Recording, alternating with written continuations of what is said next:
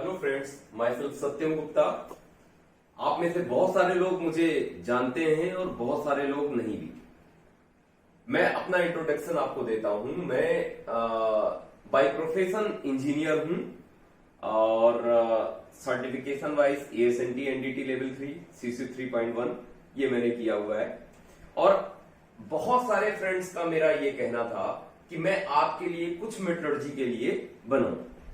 तो आपको पता होगा कि हमारे इंडस्ट्री में बहुत सारे अलग अलग डिपार्टमेंट हैं, जैसे सेल्स डिपार्टमेंट है, SCM डिपार्टमेंट है, मार्केटिंग डिपार्टमेंट है, प्रोडक्शन डिपार्टमेंट है, क्वालिटी डिपार्टमेंट है। Like many departments are there in engineering industry. So I am telling you in this video I am mainly focusing for the mechanical engineer graduates, like जो students हैं जो पढ़ाई कर रहे हैं mechanical engineering की।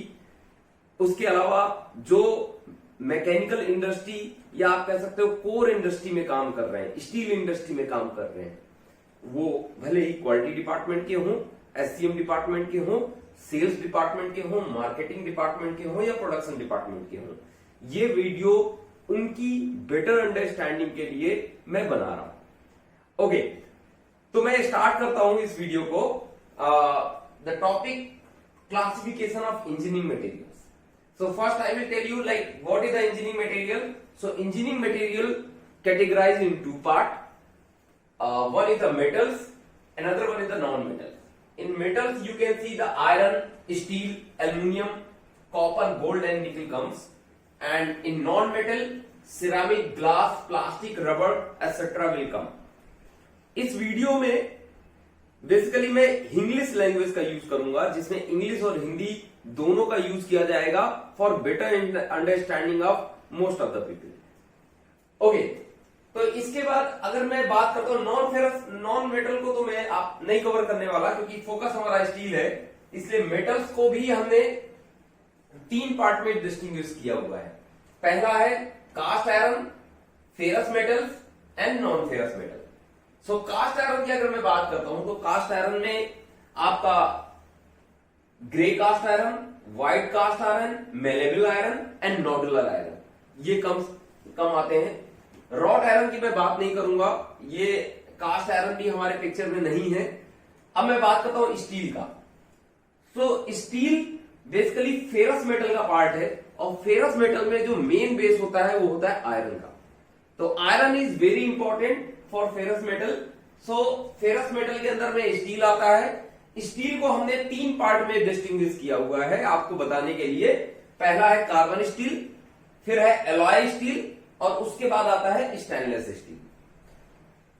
तो दोस्तों कार्बन स्टील जैसा कि हम जानते हैं इंडस्ट्री में, अगर मैं सेल्स रिप्रेजेंटेटिव की बात करता हूं या मैं SCM डिपार्टमेंट की बात करता हूं, तो कार्बन स्टील का नाम जैसे ही उनके मन में आता है उनको लगता है कॉस्ट इज लोअर और निगोशिएट पॉइंट ऑफ व्यू के लिए भी सेल्स टीम के लिए काफी हेल्पफुल है। तो कार्बन स्टील काफी सस्ता मटेरियल है। You can easily find carbon steel material like 130 rupees पर KG. But if you are talking about stainless steel, it is quite higher. Okay, so I will tell you in my slide, so you will understand what I am trying to say. So in carbon steel, we can know with all different names. Like कुछ लोग इसको carbon manganese steel के नाम से जानते हैं, कुछ लोग इसको फेरेटिक स्टील के नाम से जानते हैं, और ये फुली मैग्नेटिक मटेरियल होता है। फुली मैग्नेटिक मटेरियल लाइक आप अगर मैग्नेट को इसके टच में लाते हो तो ये मैग्नेट को अट्रैक्ट करता है। ओके, इसमें कार्बन स्टील में जो मेन एलिमेंट्स हैं वो है कार्बन और मैग्नीज, और बाकी जो बेस में है या बैलेंस में है वो है आयरन।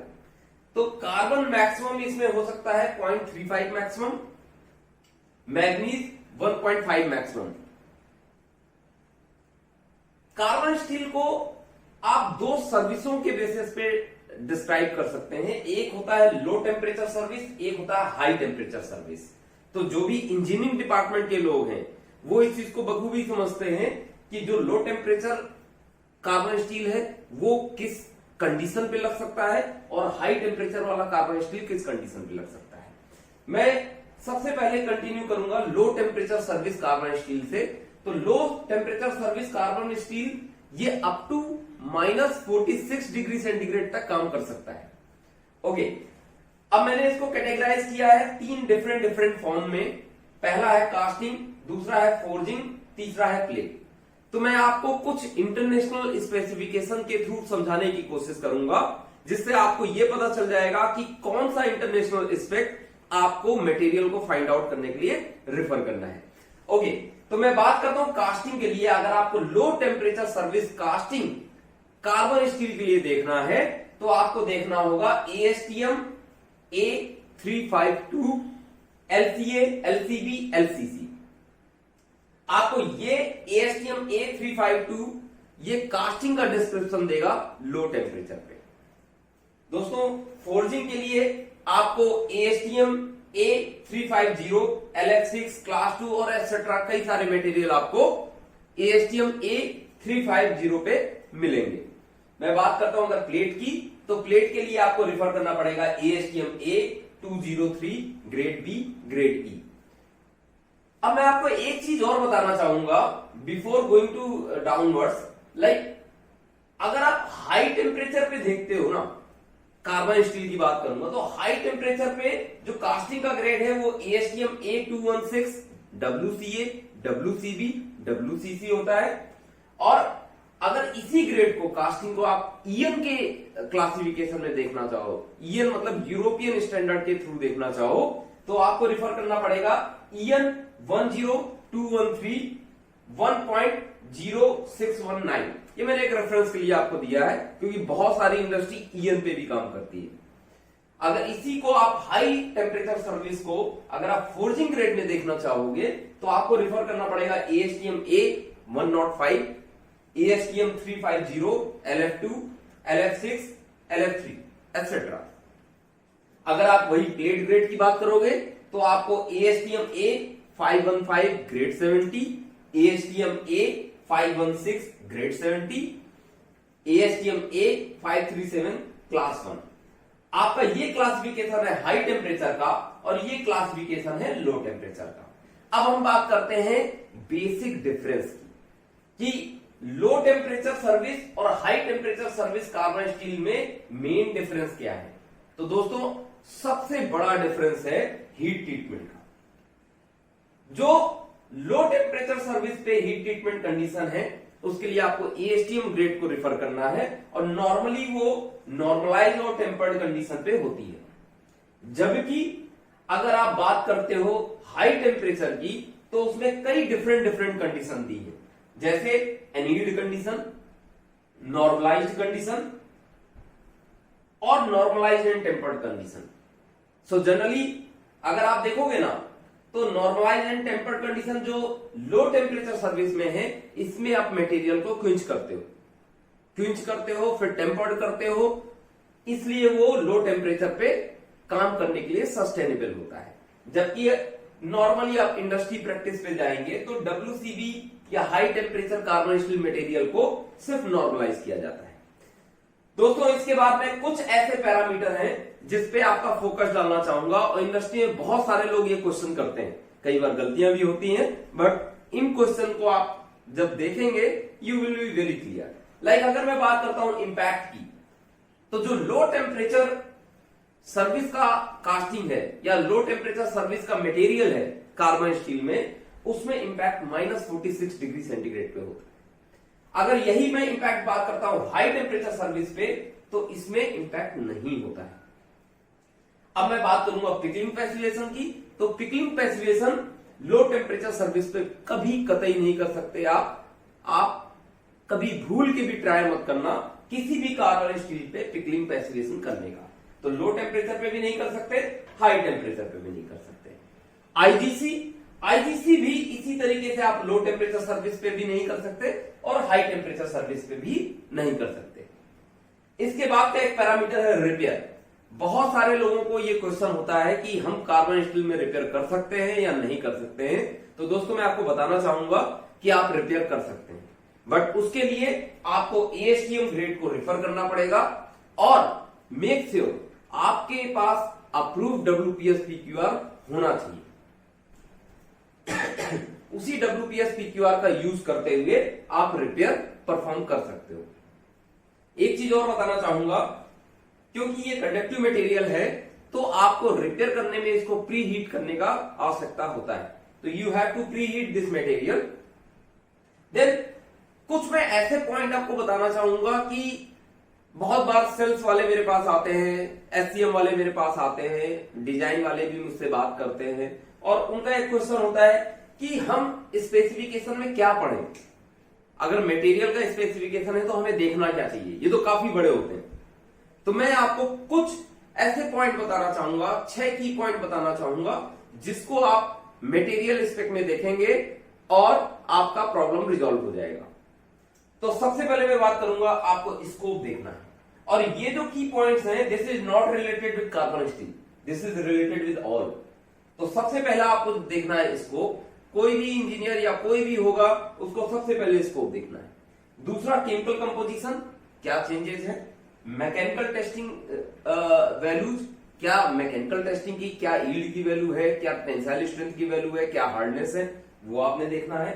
हीट ट्रीटमेंट की कंडीशन, आपको हीट ट्रीटमेंट का कंडीशन भी स्पेसिफिकेशन में देखना होगा। उसके बाद रिपेयर आप परफॉर्म कर सकते हो या नहीं कर सकते हो, आपको वो देखना होगा। और सप्लीमेंट्री रिक्वायरमेंट, बहुत सारे क्लाइंट सप्लीमेंट्री रिक्वायरमेंट के बारे में जिक्र करते हैं, वो सप्लीमेंट्री रिक्वायरमेंट के बारे में बात करते हैं, तो आपको वो भी पढ़ना पड़ेगा। अब मैं तुरंत मूव करता हूं एलॉय स्टील के लिए। एलॉय स्टील का दूसरा नाम है मार्टेनसिटिक स्टील। बहुत सारे लोग इसको स्ट्रक्चर के नाम से जानते हैं, लाइक मार्टेनसिटिक स्ट्रक्चर है तो मार्टेनसिटिक स्टील कहते हैं। कुछ लोग इसको 400 सीरीज स्टेनलेस स्टील भी कहते हैं। ये मटेरियल भी मैग्नेटिक होता है। इसमें मेन एलिमेंट क्रोमियम और मोली, दो मेन एलिमेंट हैं। बेसिकली ये हाई टेम्परेचर सर्विस के लिए होता है।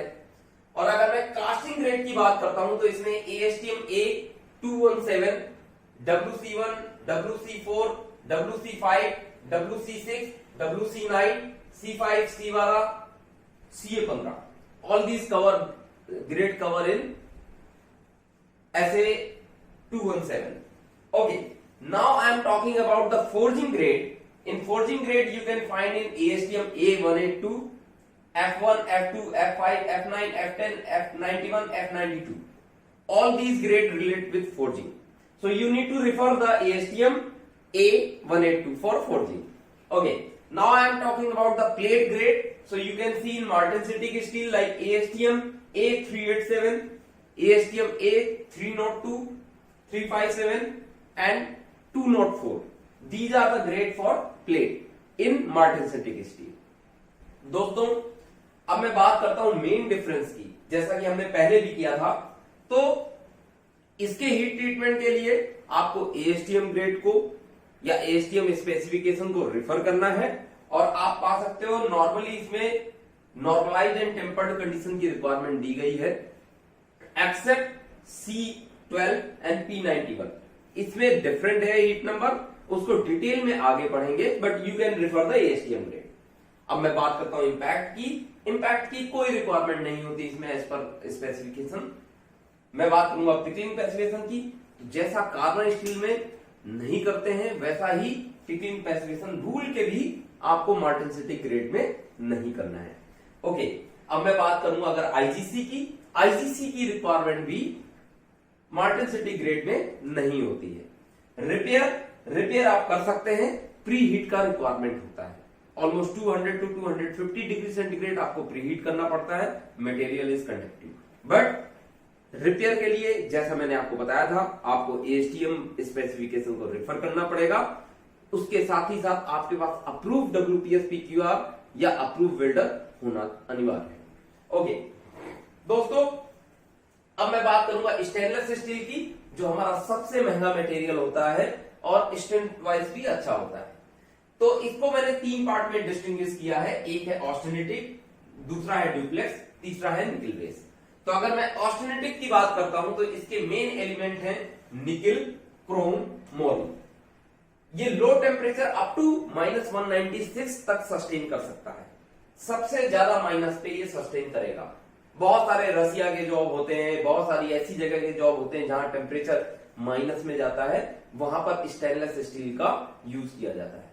ओके, तो अगर मैं इसके कास्टिंग ग्रेड की बात करता हूं तो ये ASTM A351, CF8, CF8M, CF3, CF8M etcetera बहुत सारे ग्रेड दिए हुए हैं। आप ASTM A351 को रिफर कर सकते हैं। बहुत सारे लोग EN ग्रेड के बारे में भी जानना चाहते हैं, तो मैं आपको बताना चाहूंगा EN 10213 जो हमारा स्पेसिफिकेशन है उसमें इसके ग्रेड डिफाइन है। ओके, अब मैं अगर फोर्जिंग ग्रेड की बात करूंगा तो फोर्जिंग ग्रेड के लिए आपको ASTM A182, F304, F316, F316L, जहां पर ये L लगा हुआ है इसका मतलब है कार्बन मस्ट बी लोअर। अगर मैं पर्टिकुलर इसकी बात करता हूं तो 316 में कार्बन का वैल्यू 0.08 दिया हुआ है और F316L में 0.03 दिया हुआ है। तो मुझे लगता है ये फोर्जिंग पार्ट आपको क्लियर है। मैं प्लेट पे आता हूं। प्लेट के लिए आपको ASTM A240, SS316, 304, 316L etcetera बहुत सारे ग्रेड आपको 240 में दिए हुए हैं, उसके लिए आपको वो रिकमेंड करना है।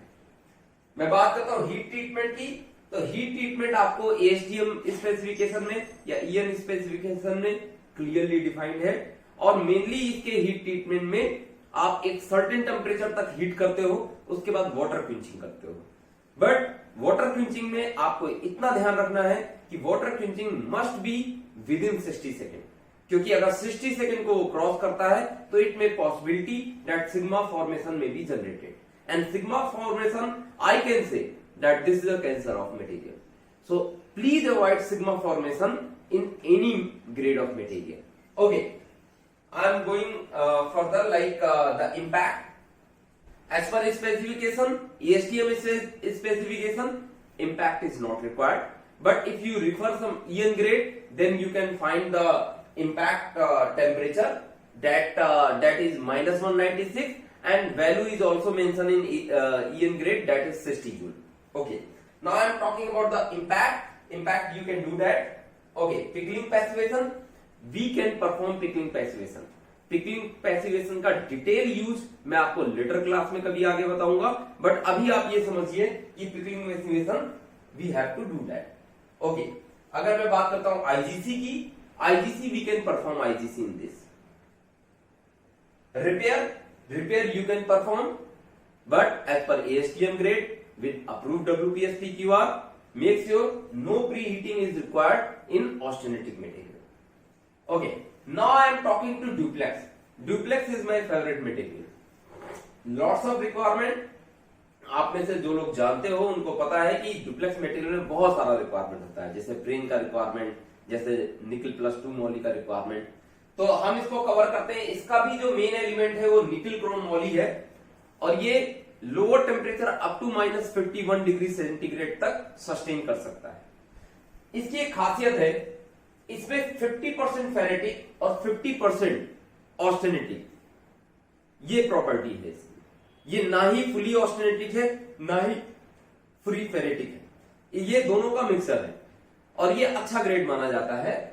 तो आप इसको देख सकते हो कि अगर मैं कास्टिंग ग्रेड की बात करता हूं ना, तो कास्टिंग ग्रेड में भी 2 ग्रेड हैं इसमें, ASTM A890, ASTM A995। तो ASTM A890 जनरल एप्लीकेशन के लिए काम में आता है, ASTM A995 आपके प्रेशर कंटेनिंग कास्टिंग बनाने के काम में आता है। जो इसके नॉर्मल ग्रेड्स हैं वो है 1A, 2A, 3A, 4A, 5A, 6A। तो आप इन ग्रेड्स में इसको डिफाइन कर सकते हो। इसके लिए आपको ASTM स्पेसिफिकेशन रेफर करना पड़ेगा। अब मैं बात करता हूं इसके फोर्जिंग ग्रेड का, तो फोर्जिंग ग्रेड के लिए आपको ASTM A182, F50, F51, F52, F53, lots of other grade are there, you can refer that. Okay, impact -51 degree centigrade पे कर सकते हैं, ये एज पर क्लाइंट रिक्वायरमेंट होता है, कोड में इसका रिक्वायरमेंट नहीं दिया हुआ है। तो अगर क्लाइंट मांगता है तो you can perform at the temperature what is desired by client. Okay, now if I am talking about the pickling passivation side, so yes, you can perform pickling passivation in duplex material. You have to do that. IGC आप कर सकते हो IGC आप कर सकते हो duplex material पे, जिसके बारे में डिटेल डिस्क्रिप्शन के लिए मैं आपको फर्दर बताऊंगा। मैं बात करता हूं रिपेयर की। रिपेयर कर सकते हैं but repair is very tricky in duplex material. Make sure कि जो सिग्मा फॉर्मेशन है वो रिपेयर के टाइम पे भी आ सकता है।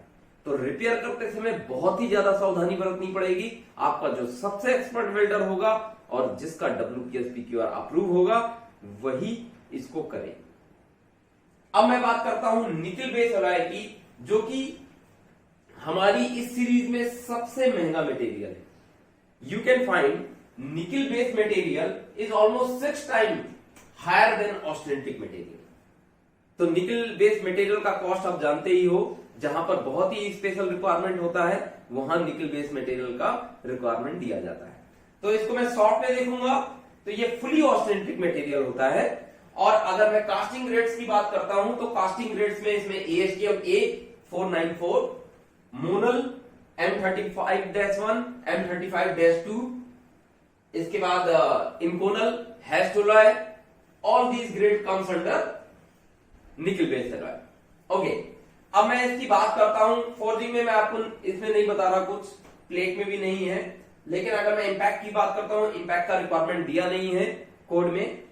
मैं बात करता हूं पिकलिंग पैसिवेशन की, तो yes you can perform pickling passivation. अगर मैं बात करता हूं IGC की, yes you can perform IGC इन निकल बेस अलॉय। अगर मैं बात करता हूं रिपेयर की, रिपेयर भी आप कर सकते हैं but it is light tricky. This is also not easy material, so you have to very particular for all these material. एक पॉइंट आपको मैं और बोलना चाहूंगा कि जो हीट ट्रीटमेंट है, हीट ट्रीटमेंट के लिए अगर आपके पास जो इंटरनेशनल स्पेसिफिकेशन है उसको रेफर कीजिए। इन तीनों मटेरियल में क्विंचिंग प्रोसेस कॉमन है। तो क्विंचिंग प्रोसेस कॉमन है तो उसके लिए जो मेरा कीवर्ड है वो ये है कि जब आपका मटेरियल फर्नेस से निकलता है और उसके बाद कूल करने के लिए वाटर टैंक में डाला जाता है तो वो टाइम 60 सेकेंड से कम होना चाहिए, जिससे सिग्मा फॉर्मेशन अवॉइड हो सके और आपका हीट ट्रीटमेंट में प्रॉपर्टी प्रॉपर मिल सके। तो दोस्तों आज का चैप्टर मैं यही खत्म करना चाहूंगा, बट मैं चाहता हूं कि आप मुझे कमेंट सेक्शन में जरूर बताएं कि आपको मेरा वीडियो कैसा लगा। I know time is very short, but I will ensure you that in coming videos I will be more perfect, and whatever you want I will make video for you. Thank you so much guys.